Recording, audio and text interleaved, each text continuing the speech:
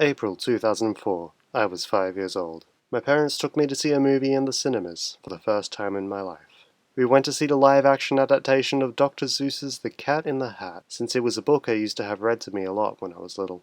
We figured it would be a fun, wholesome, pleasant family movie that we would all enjoy together. I left the theater crying before the movie was even over. Jump ahead 12 years later to mid-2016. I barely remembered anything about the movie at that point, but I'd heard from various sources on the internet that it was actually a terrible movie. So after all those years, I finally decided to watch the movie again. And it was a piece of garbage! A good example of this is the cupcake scene.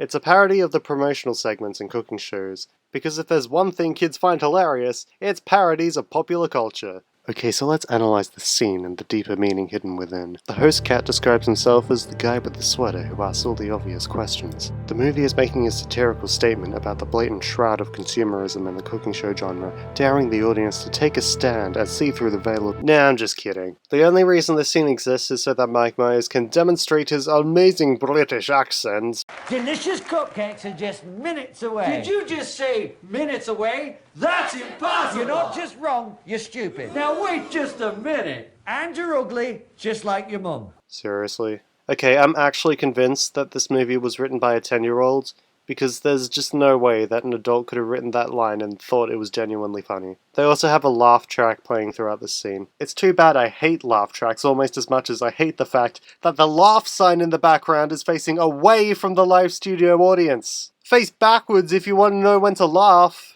Also, if it seems like I've been nitpicking up to this point, I have. We're just getting started. Then the Cat in the Hat starts saying death threats. I'll get you, and I'll look like a bloody accident. Hear that, kids? The Cat in the Hat is out for blood. Wowee, how wacky is that? Isn't this movie just chock full of hilarious hijinks? Also, this isn't a one-off joke either. It's actually a running joke throughout the movie that the Cat in the Hat is a psychotic murderer. Because that's what Dr. Seuss would have wanted, right? His symbol of childlike fun is now defined by his homicidal tendencies. Who wouldn't be okay with that? The writers of this movie really know what they're doing with this beloved character for children.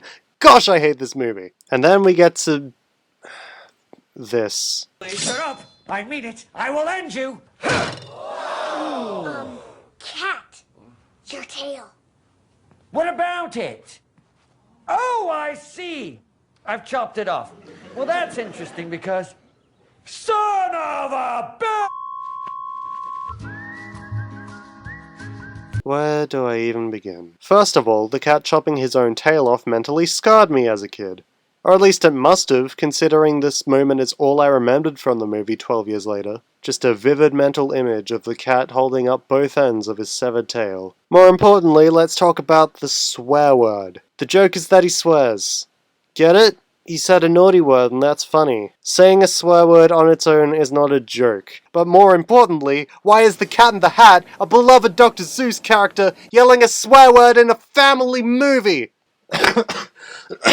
I know it's censored, but it really doesn't make a difference. He still says it. You still know what he says. Since when was this okay? How did this make it into the movie? How was this approved? This is a new low for family entertainment. In case the last few minutes of ranting haven't made it obvious, The Cat in the Hat is probably my most hated movie of all time. I'll never forgive it for being a horrible excuse for family entertainment, nor will I ever forgive it for making my very first cinematic experience a miserable one.